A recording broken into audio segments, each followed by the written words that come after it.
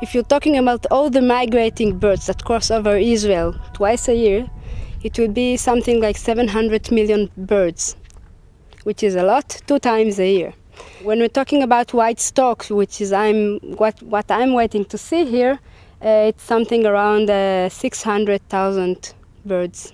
When you see a pack of storks, even if it's small or very, very big, you see this mass of birds that are going up. Pelicans will do it in a really nice order. Storks will do it in all kinds of direction as they go up.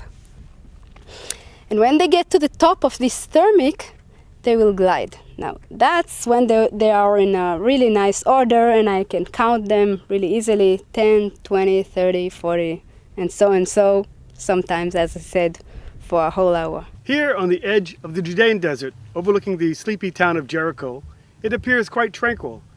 But these are dangerous skies for Israeli fighter jets. The birdwatcher's delight is a pilot's nightmare. Since the 1970s, migrating buzzards, storks, pelicans, and eagles have done more damage to Israeli fighter jets than all the Arab air forces combined.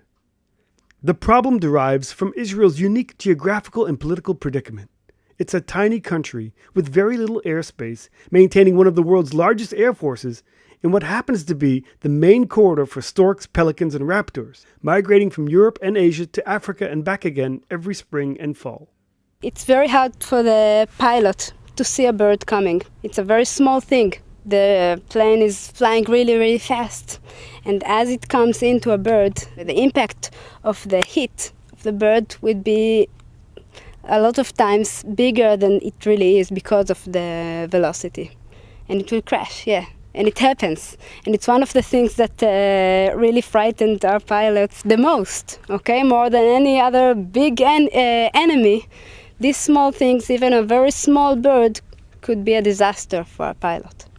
Bird spotters like Noam, working with the Society for the Protection of Nature in Israel, monitor the flocks and relay the information to the Israeli Air Force. 460 חסידות, 2 קילומטר מזרחית לכפר אדומים, גובה נמוך. תודה, איזה כיוון? דרום מערב. I saw 2 F-16 flying really, really low in this area. They practice exactly this kind of flight in these areas, and it was really dangerous. Working with birdwatchers and using radar to track the flocks, the Air Force has been able to reduce jet-bird collisions. There are still cracked wings, destroyed engines, and worse, but it's been over a dozen years since the last aircraft crashed due to a bird hit. For the fighters, we reduced the probability of bird strikes, and we were able to reduce the numbers of bird strikes by 6-fold. It was unbelievable. And of course we were able to reduce the number of lighter accidents as well, not just where you lost the whole airplane. And we're talking about, in terms of modern aircraft, hundreds of millions of dollars in savings. Sometimes you find yourself standing for more than an hour and count storks. They don't stop coming.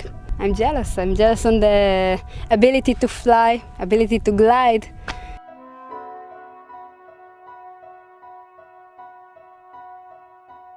This is Aryeh O'Sullivan reporting for the Media Line.